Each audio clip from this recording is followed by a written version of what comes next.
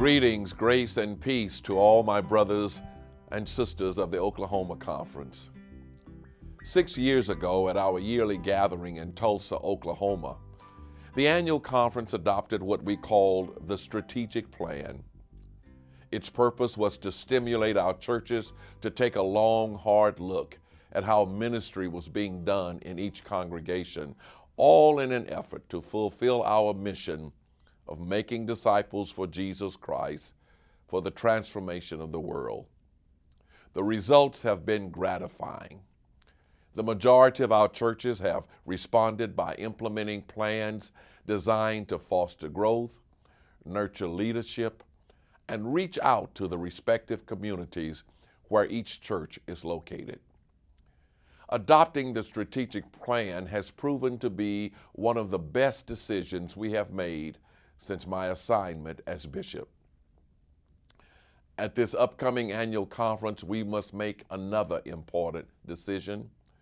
One I feel is just as crucial as the strategic plan if we are to continue the momentum of becoming one of the strongest, if not the strongest, conference in our denomination. There will come before us at this annual session a recommendation that we realign our conference structure by going from 12 to 8 districts. This conversation is not new to us because it seems that every few years this discussion comes up, only this time we need to act upon it. I don't believe we were ready to have this conversation 4 years ago or 5 years ago, but I'm convinced that we are ready now to make an informed and intelligent decision on realigning our districts. I'm sure one of the first questions that will be asked is, why are we recommending this change now? The answer is simple.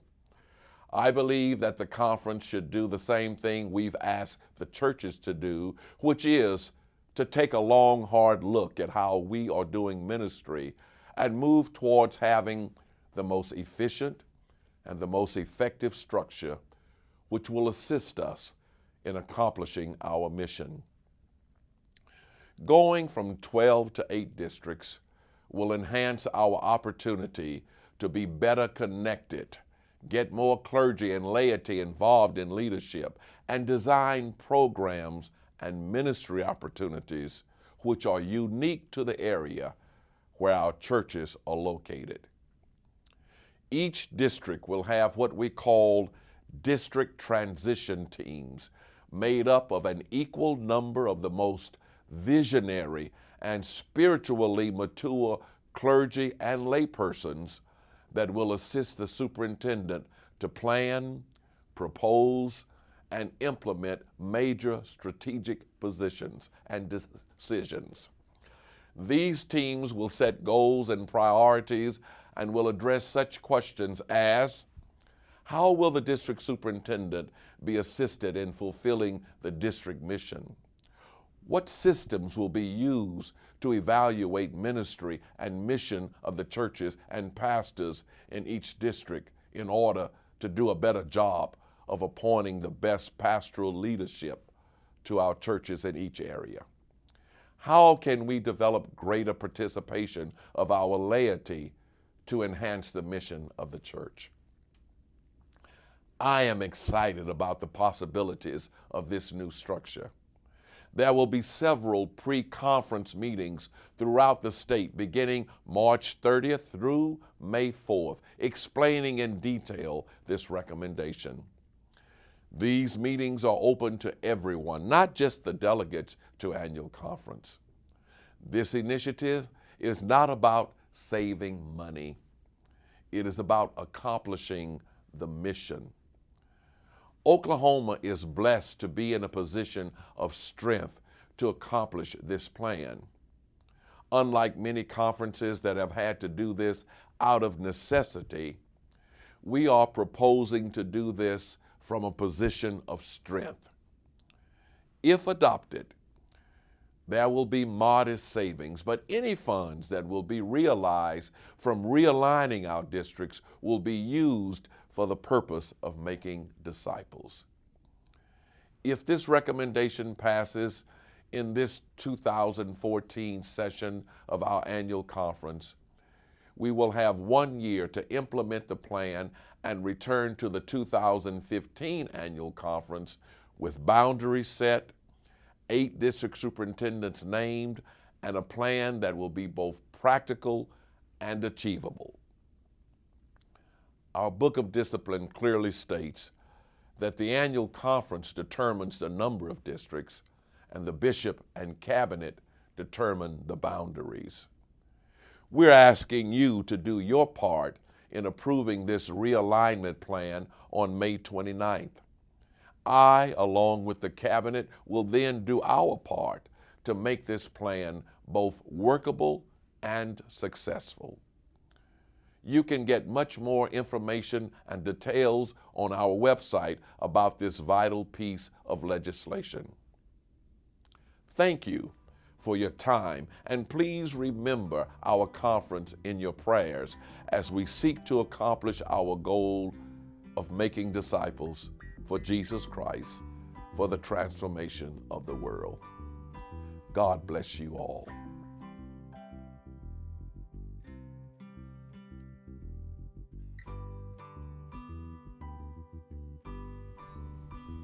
Greetings, grace and peace, my friends. Bishop Hayes talked about the strategic plan we developed for the Oklahoma Conference and continue to use as a framework to be more fruitful everywhere for God. One way your Board of Ladies supported this plan was to create training for strategic plan coaches. These coaches were deployed by district superintendents to help churches design plans specifically to their settings. Thus, laity and clergy together planned our work, and I believe it's important to continue to work our plans, to evaluate the ministries in our churches, to know if we're bearing fruit. Friends, the next step for our strategic plan work comes at the district level. The proposal on which we will vote at annual conference in May is to reduce our total districts from 12 to 8. Oklahoma has changed dramatically in recent years. Populations have shifted geographically, church membership has been in decline, but decades have passed since we made changes in our district structure. In 1980, our churches were gathered in 14 districts. In 1981, that number was reduced to 12, and our conference had about 600 churches. Today, that total is about 520. In the business world, we hear, change or get left behind, innovate or become irrelevant, adapt or die. The time is now to make this change in our districts. Along with concurrent action by other conference groups, district realignment makes us more effective in fulfilling our church's overall mission. The Board of Laity has been evaluating its own strengths and weaknesses, learning what it means to become adaptive leaders for our church. Sounds like a business term? Just what is adaptive leadership? In a nutshell, adaptive leadership is about influencing change to build the abilities of individual people and of organizations so they are enabled to thrive. The 3 components of this process are: preserve the elements necessary for survival, remove or modify the elements no longer necessary or useful, and third, create new arrangements that enable the organization. That's our church, to thrive, to successfully adapt to circumstances, make desired changes, and stay anchored to what is best about the organization. You can see these components of adaptive leadership in the details of this missional proposal. By realigning, we will successfully adapt to demographic shifts in our state, make changes so that we are more efficient, and yet retain our distinctive United Methodist connection, learning and supporting from one another. We will boost that connection through innovative missional areas with multiple areas within each district.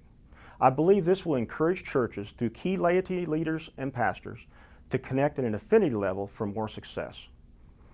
Your Board of Ladies sees this as an opportunity to focus on the core values of the board, identify possible spiritual servant leaders, raise them up, equip them, and send them out. My friends, this proposal for missional realignment of districts is an important leadership step. We support it. I ask those of you who are delegates to approve the change from 12 to 8 districts to be in place by the 2015 annual conference. Anyone can read the full proposal in the pre-conference workbook that will be on our Oklahoma Conference website. I encourage you to learn more, ask questions, and seek answers from dependable and reliable sources. Remember, our business is people and Jesus and people. Building a bridge between the two is what we do as a church. Thank you for your time, and God bless you.